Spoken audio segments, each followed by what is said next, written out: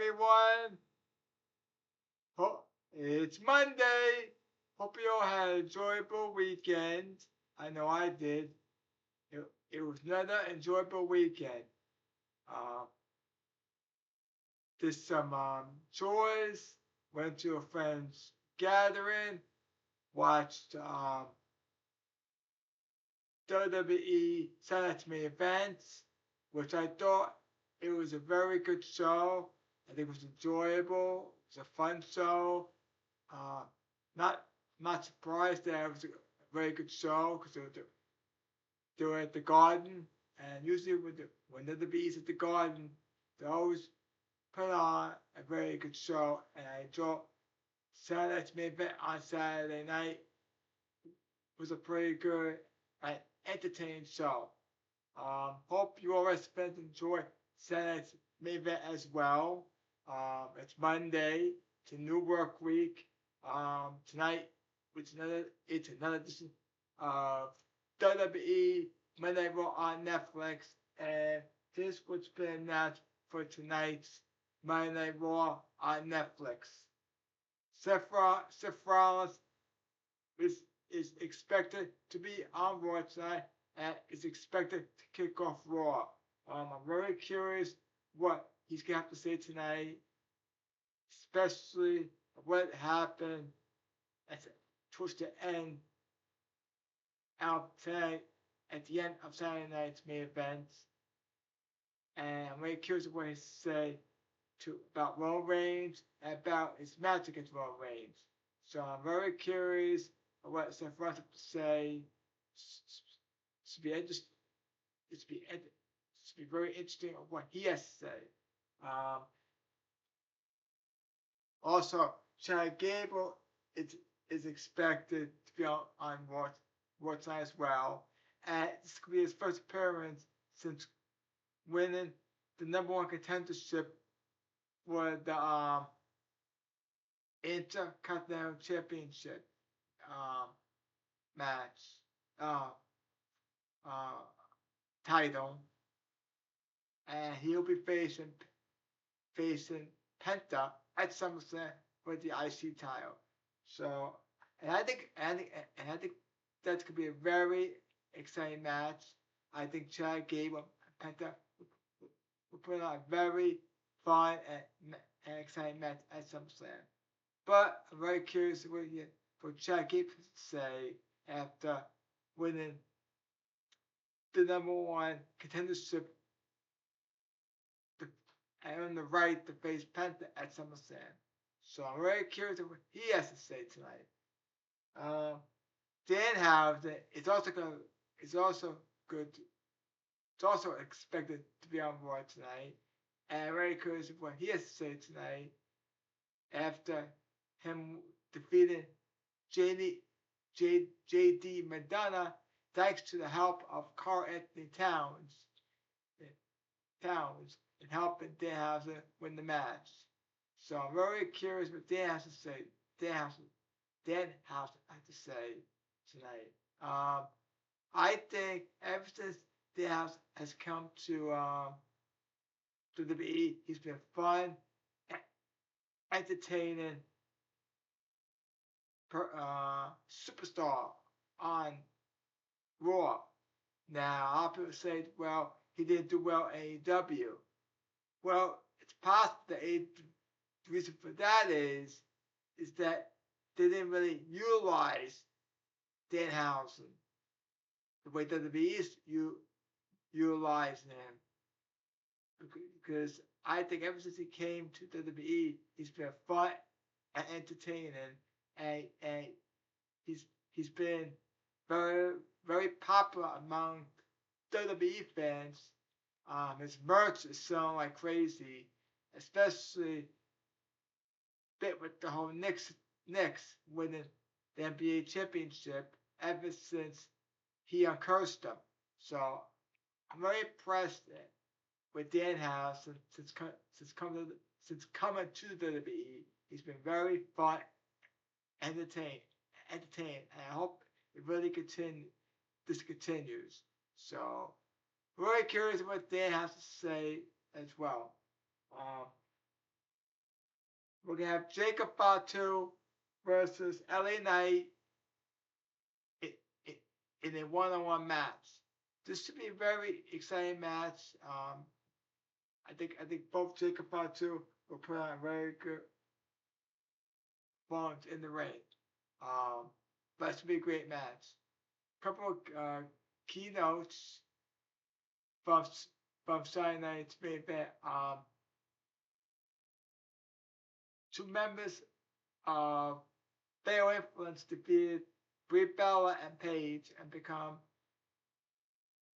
the WWE Women's Tag Team champions. And another thing, I don't know if you all watched SummerSlam kickoff press conference on Sunday,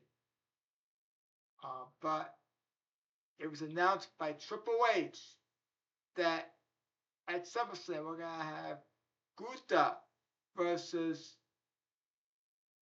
Nick Aldis, and I'm not surprised at all that we're gonna get this match, especially what happened at Saturday night's main events. Basically, Nick Aldis screwed Gunther out of his tag team match against Cody Rhodes and CM Punk. And if you remember, there was high stakes in this match because if Gunther and Sami Zayn have won the match, they'll be added to the WWE Championship match at SummerSlam. So basically, Nick Aldis comes out of nowhere during this match and outright screws Gunther. And that was the final nail in the coffin that made this match happen. Because apparently, I didn't see it, but I did see highlights on social media that both Nick Aldis and Gunther confronted each other and went at each other.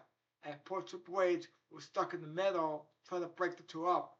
And it came to a point where Triple H had enough and he made that match official at SummerSlam, which is going to be